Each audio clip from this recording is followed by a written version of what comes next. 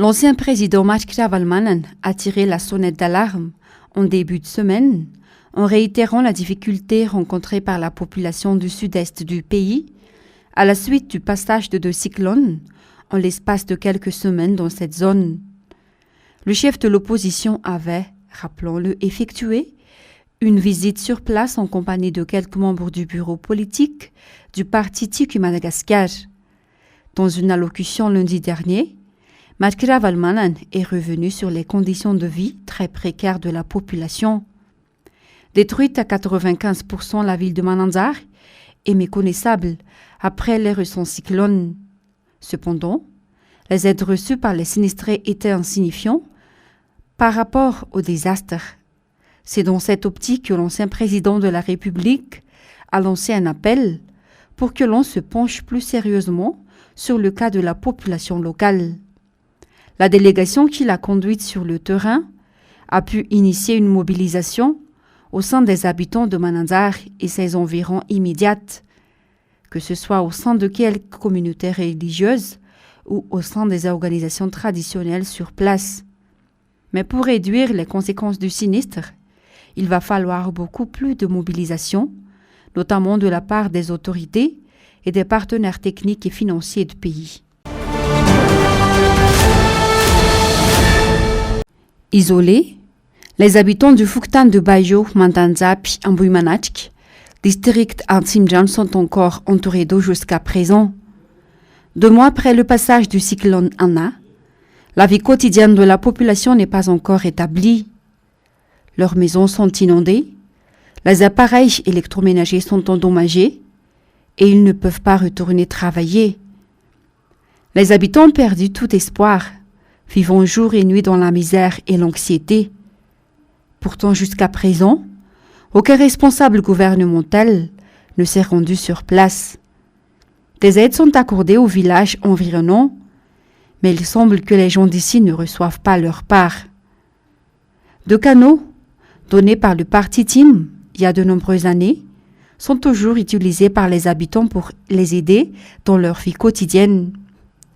Il est difficile de comparer, disent-ils, et la population est aujourd'hui nostalgique du mandat du président Mark Ravalomanana. Le gouvernement actuel ignore la souffrance du peuple, selon leurs explications. La situation de crise permanente vécue par la population de Bayo, Mandanzap, Ambuimanachk est bien réelle. Les dégâts peuvent pourtant s'aggraver si aucune mesure n'est prise, surtout s'il continue à pleuvoir dans les prochains jours. De nombreuses familles à travers le pays ne disposent plus actuellement de budget consacré à la santé. La plupart des Tananariviens se plaignent de la hausse du coût de la vie qui ne cesse d'appauvrir la population, surtout après les récentes intempéries. Madagascar est pourtant encore en pleine crise de Covid-19. Plusieurs activités dans différents secteurs économiques sont toutefois en chute libre. Mais l'État malagasy a visiblement du mal à trouver les solutions pérennes pour sortir de la crise. La situation actuelle est désespérée pour un grand nombre de foyers, surtout pour les plus démunis en cas de maladie grave au sein de la famille. La plupart d'entre ces foyers ne peuvent pas se permettre de faire des économies, surtout quand la nourriture manque selon ce père de famille. Cependant, on peut dépasser ces difficultés d'après ce médecin. Il suffit juste de bien suivre les consignes des professionnels de la santé. Il est également important de dormir normalement et de faire des exercices physiques. Mais évidemment, arrêter les mauvaises habitudes comme l'alcool et le tabac. Il appartient donc à chacun de prendre soin de son corps ou de gérer les stress et les tempéraments. Madagascar a célébré le mois de février dernier, le mois de la tolérance pour les malades, ce qui suppose que tout le monde se doit de respecter et de soigner les personnes en difficulté. Au cours de ces derniers mois, le personnel de FAFI, Agence communautaire de la sécurité alimentaire et de la santé, n'a pas reçu son salaire. Depuis février 2021, 5 mois de salaire ont été perçus. Les bastonnades sont pleines. La situation s'aggrave et les revendications doivent être déposées, a déclaré aujourd'hui les représentants des travailleurs à Anoussi pour alerter les différents responsables gouvernementaux de la situation afin que des mesures soient prises pour éviter que de tels incidents ne se reproduisent. Beaucoup de mesures ont été prises, mais le problème n'a jamais résolu jusqu'à présent. L'affaire touche tous les agents communautaires de la région Analamang, y compris les districts en Simdran, en Varajan, en Bujachim, en Kazoubé, en Dusujbe et Manzakanjin, avec environ 15 employés dans chaque district. Il est souligné dans un contrat de travail clair, mais les responsables n'y accordent aucune importance, disent-ils. Il est à craindre que les dégâts se poursuivent alors qu'ils continuent de travailler. Jusqu'à présent, le gouvernement n'a pas de solution, mais presque tous les secteurs de l'économie sont en difficulté. Le secteur de l'éducation a également été durement touché par les diverses actions d'étudiants et d'entrepreneurs réclamant leurs avantages. Le gouvernement prétend toujours avoir une solution, mais cela n'a impacté dans la vie des Malagasy qui vivent sous le seuil de la pauvreté. Depuis 2020, une société minière exploite de l'or dans le site de Kroma. Selon nos sources, la manière dont cette société a pu avoir le permis d'exploitation dans le site s'avère illégale. Et personne ne sait où les produits de l'exploitation vont. Selon une lettre envoyée par les syndicats des travailleurs de Kromita Malagasy, à Mantialiama, Rubetsik et district Tabilumbe, il y a une grande installation minière située sur les terres de Kroma, mais ils ne sont pas autorisés à y entrer. Des centaines de travailleurs qui dirigent l'entreprise ont été marginalisés et leurs droits humains et sociaux n'ont pas été respectés. Les employés ont également affirmé dans la lettre que la société Kroma n'est plus en service.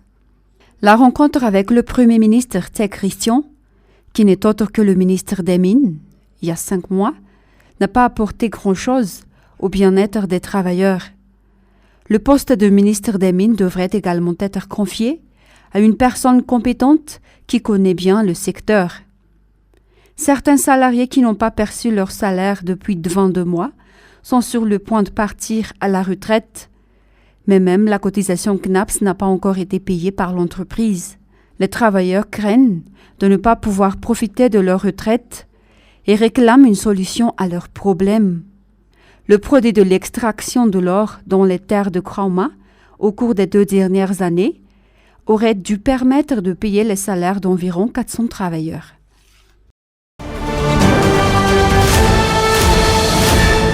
Les étudiants de la Polytechnique Fontevaux menacent à nouveau de manifester.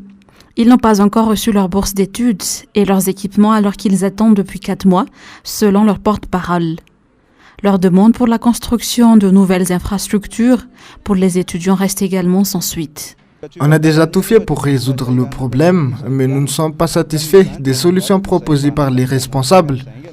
Nous demandons l'accélération du paiement de notre bourse d'études et de notre équipement. Puis, nous sommes désespérés par le ministère de l'Énergie et des Hydrocarbures qui nous a promis de construire une centrale électrique autonome ou une centrale électrique indépendante à Voutfourne. Nous donnons un ultimatum de 24 heures à tous les responsables, sinon nous allons reprendre les manifestations. En outre, la panne d'électricité commence à revenir au campus de Voutfourne actuellement. C'est l'une des raisons pour lesquelles les étudiants ont effectué cette déclaration, assortie d'un ultimatum. L'économiste et expert en relations internationales Julien Radanoij a apporté son point de vue concernant la guerre entre la Russie et l'Ukraine actuellement. Il a déclaré que la guerre entre ces 2 pays conduirait à des bouleversements économiques et commerciaux mondiaux avec des conséquences certaines pour tous les pays de la planète, dont Madagascar. Sur ce, notre pays devrait être prêt à y faire face.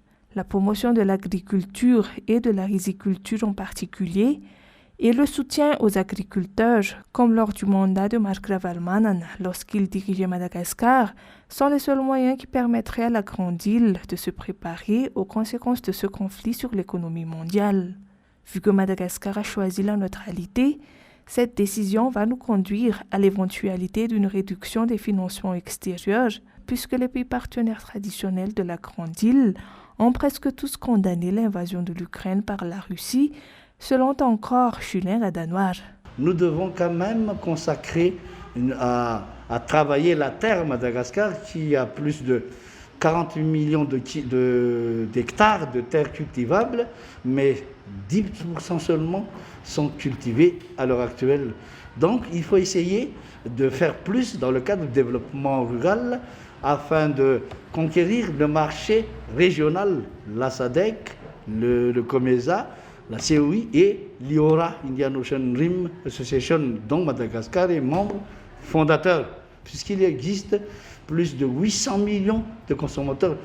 D'autant plus que nous sommes également membres de la ZLE-CAF, zone de libre-échange du continent africain à l'heure actuelle. Donc, c'est à nous de voir, d'appliquer une certaine diplomatie, par exemple la diplomatie d'exportation, pour essayer d'avoir plus de devises en matière d'exportation agricole.